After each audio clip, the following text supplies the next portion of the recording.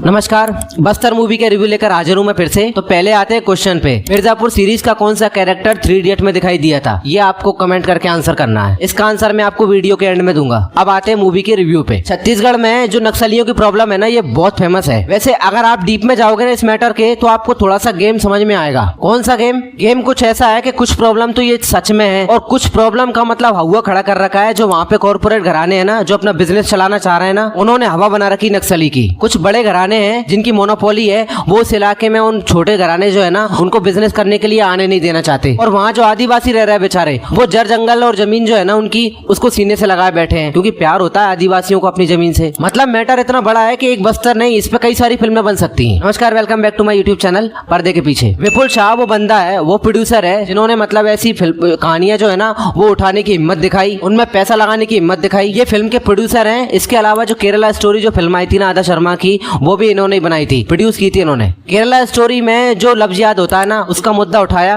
और आदा शर्मा थी और उसके अलावा 1-2 हीरोइन और थी। उन्होंने एक्टिंग का ऐसा रंग जमाया कि 1 महीने तक थिएटर से उतरी नहीं फिल्म। इस बार भी आदा ने कुछ ऐसा ही करने की कोशिश की है, लेकिन इस बार जो है ना, जो मैटर जो है ना, वो पूरा एक केस स्टडी पे टिका हुआ है। दूसरी बात, आदा शर्मा इस बार पीड़ित भी नहीं दिखाई केरला स्टोरी की तरह। इस बार उनका खुद का केस नहीं, मतलब दूसरे की लड़ाई लड़ रही। वो कहानी के सेंटर में इंदिरा तिवारी है। इंदिरा भोपाल से है। पूरी फिल्म में सबसे तगड़ा कैरेक्टर इन्हीं का है, मैं आपको डिटेल में बताऊंगा। एक ये है, उसके अलावा एक कैरेक्टर रत्ना कश्यप का है। दोनों मतलब फिल्म में बैलेंस करके चलते हैं। मेरे कहने का मतलब आदा जो है ना, उनसे भी ज्यादा असर डालती है दोनों फिल्म में। द केरला स्टोरी हो गई या बस्तर द नक्सल स्टोरी हो गई, ये दोनों फिल्में है ना, इनका टारगेट एक जैसा ही है। पहला इन्होंने फोकस किया है कि एक पॉलिटिकल पार्टी है, उसी के टाइम पे ये सारे मैटर नक्सल्स वगैरह, ये सारे उसी के टाइम पे जितने भी मतलब नक्सली थे ना, उनके हौसले उसी के टाइम पे बुलंद हुए, ये इन्होंने पॉइंट किया है। दूसरी बात, बीते कुछ सालों में जो मतलब इन्हें कंट्रोल करने के लिए जो कोशिश हुई ना गवर्नमेंट की तरफ से, उसे फिल्म सपोर्ट करती है पूरे तरीके से। मैं किसी पार्टी का सपोर्ट नहीं करता, बस जो पिक्चर में दिखाया मैं उसको बता रहा हूँ। बस्तर के क्लाइमेक्स में ये भी दिखाया है कि जो प्रॉब्लम है ना नक्सली वाली, ये बहुत हद तक कंट्रोल कर ली गवर्नमेंट ने। वहाँ का जो टूरिज्म है ना, वो 80% तक बढ़ गया। फिल्म में आदा शर्मा है, इंदिरा है, दोनों ने जबरदस्त एक्टिंग की है भाई। एक्टिंग के मामले में